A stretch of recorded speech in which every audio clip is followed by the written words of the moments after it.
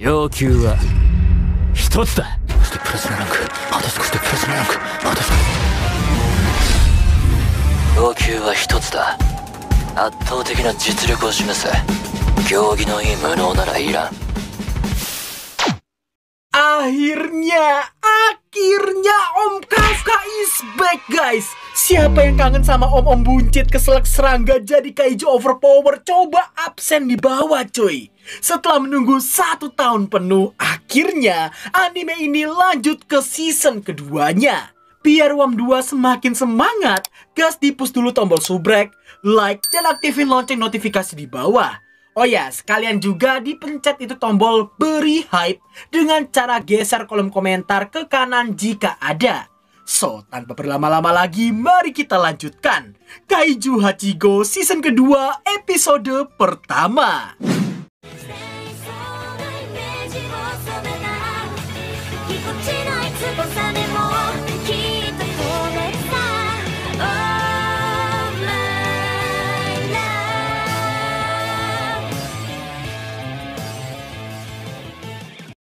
Sedikit merekap dari 2 episode terakhir di season pertamanya. Akibat dari keputusan Kafka yang menampakkan kekuatan kaijunya di hadapan seluruh divisi ketiga, Kafka Hibino berakhir ditangkap oleh pasukan pertahanan.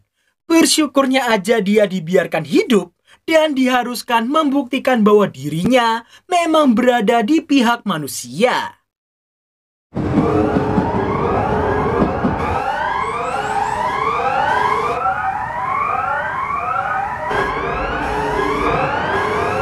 Scene berlanjut menampilkan sebuah flashback yang bercampur aduk dengan sebuah mimpi buruk. Di mana di dalam mimpi itu, Kafka telah berubah menjadi kaiju seutuhnya, diburu oleh Mina dan pasukan pertahanan, dan berakhir menghancurkan seluruh kota.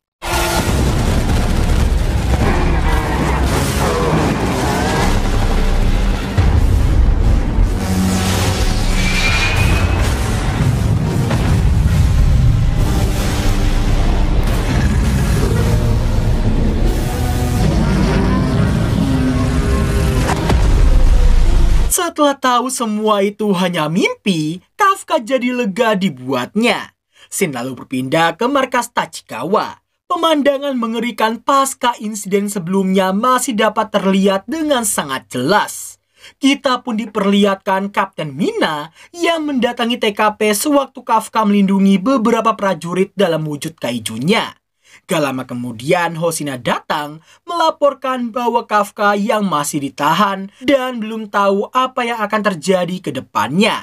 Tak seperti Mina yang sulit dipahami isi pikirannya, Hoshina rupanya masih mengkhawatirkan samsak buncitnya itu.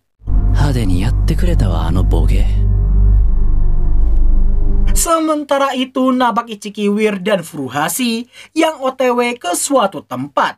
Setibanya di kuil Matsumoto, Furuhashi langsung minta difotokan, toh mereka tiba lebih awal dari jadwal.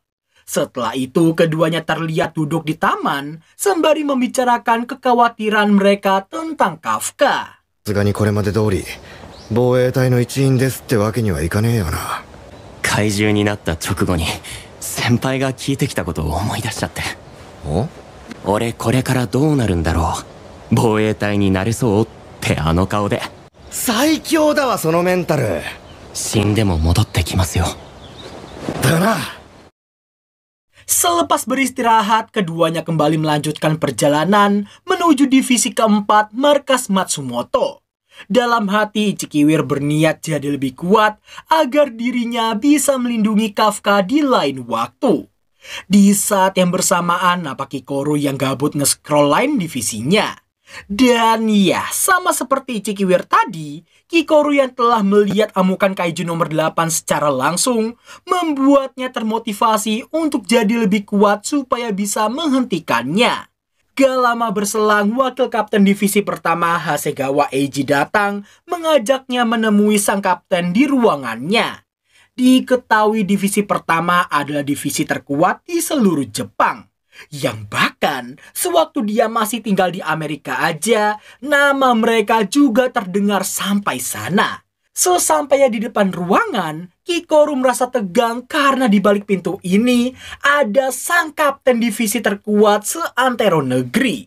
Tapi ternyata 紹介しよう。日本防衛隊第一部隊隊長鳴海源。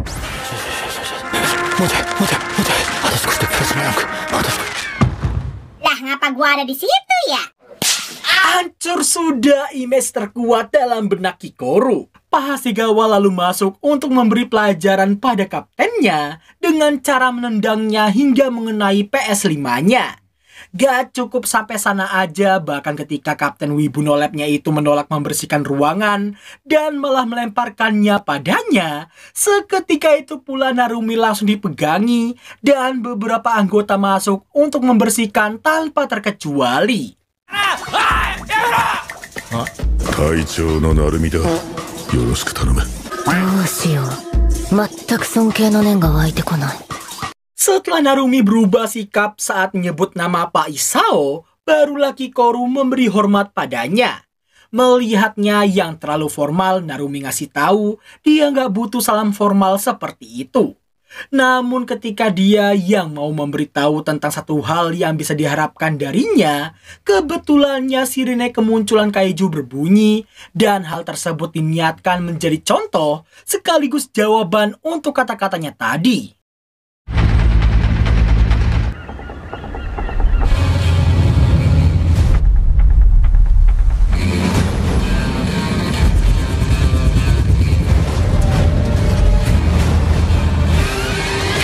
Dengan sigap, keseluruhan satuan mulai bergerak untuk menanggulangi masalah kemunculan kaiju yang akan muncul dalam 15 menit lagi.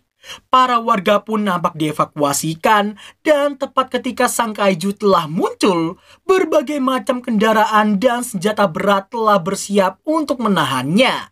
Dan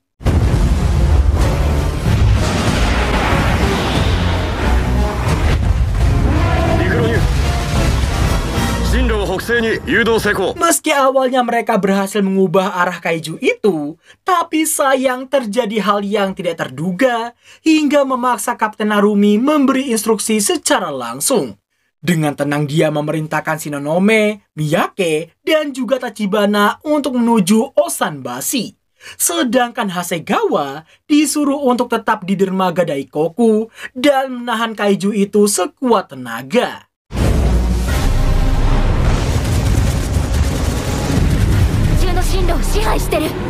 Dalam sekejap situasi bisa kembali dikuasai oleh divisi pertamanya.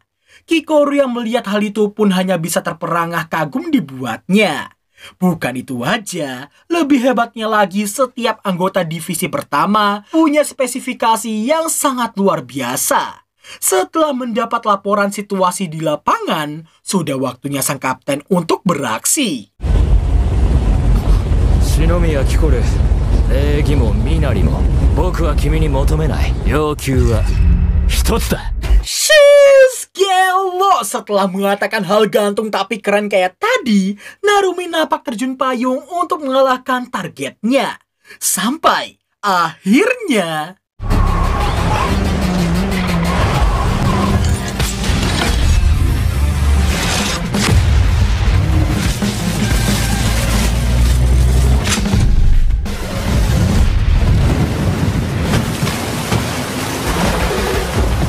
Ketika studio lupa budgetnya terbatas, momen barusan seriusan epic badas. Dalam sekejap kaiju itu langsung tumbang di tangan Narumi Gen, sang kapten divisi terkuat di seluruh Jepang. Melihat semua itu, Kikoru jadi semakin bersemangat dibuatnya. 要求は一つだ。圧倒的な実力を示せ。行儀のいい無能ならいらん。面白いじゃない。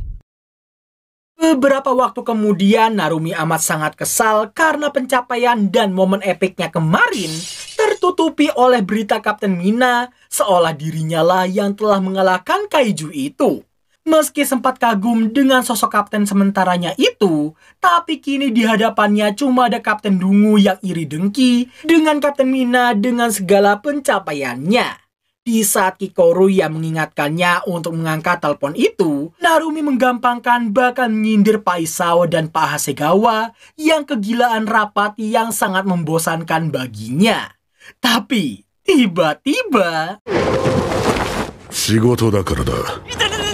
Setelah ditanya urusan penting yang dimaksudkan, rupa-rupanya itu tentang kaiju nomor 8 alias Kafka Hibino. Di saat yang bersamaan Kafka yang sedang berolahraga didatangi oleh beberapa pasukan yang hendak membawanya menemui Pak Isao. Setibanya di sana, kebetulannya mereka papasan dengan Pak Hasegawa dan juga Kikoru. Di dalam, Kafka yang melirik ke sebelahnya bisa langsung tahu siapakah sosok yang berdiri di sampingnya. Pak Isao lalu memberitahukan bahwa Kafka Hibino akan dipindahkan ke divisi pertama.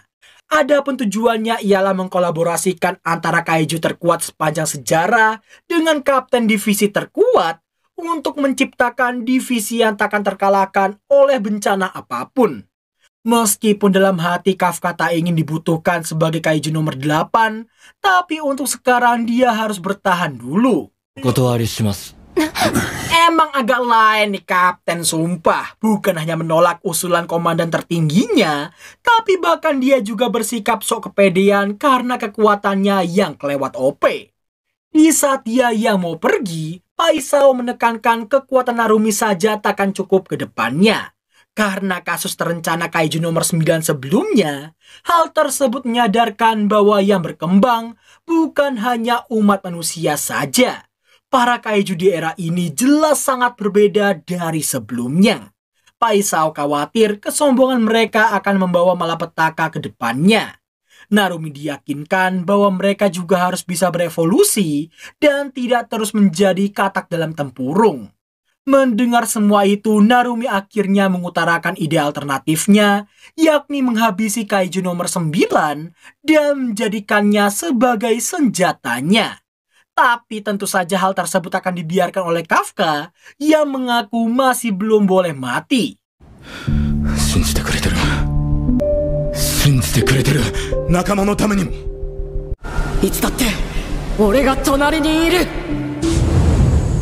Setelah mengutarakan semua isi hatinya dan sebuah janji yang belum diketahui orang lain, Kafka pun memberi hormat dan bertekad untuk bergabung dengan divisi pertamanya.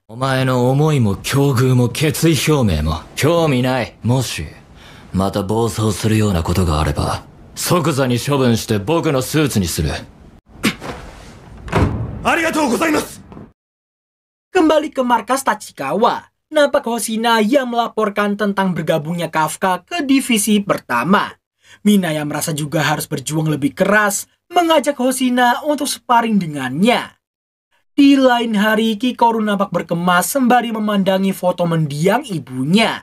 Sementara itu di bawah tanah, Pak Isao terlihat OTW ke fasilitas bawah tanah untuk melihat atau mungkin mengenang sesuatu.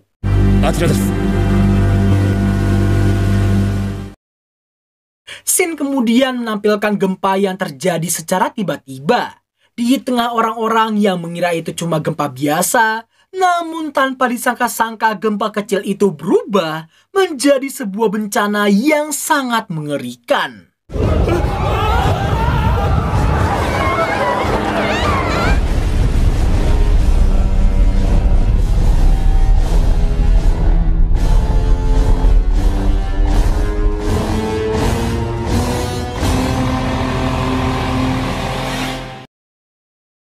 Gila, inilah yang terjadi ketika studio bakar duit biar finishingnya edian. Kenapa gitu? Grafis, efek suara, voice acting, dan lain-lainnya dibuat sedemikian rupa epiknya. Terutama di bagian Narumi dan Kikoru di pesawat dan sewaktu Narumi terjun payung tadi, cuy. Kalau kalian sadar, di situ studio seolah menonjolkan pencahayaan di pesawat dan menonjolkan ketegangan pas Narumi berhasil ngalahin kaiju yang ngamuk. Memang ada beberapa hal yang dikurangi untuk menekan anggaran dari A ke B gitu mungkin ya. Tapi tetap aja dengan dua scene itu gue yakin kedepannya setiap ada epic battle atau epic momentos pasti akan ditonjolkan seperti dua scene tadi, cuy. So, karena gua amat sangat menyukai season kedua episode pertama ini, rating yang gua berikan ialah tier S alias 9,5 per 10. Kalau kalian gimana coba? Komen di bawah. Sekian dulu video kita kali ini. Kalau ada salah kata, mohon dimaafkan. Thanks for watching dan sampai jumpa di episode kedua di minggu depan. Bye-bye.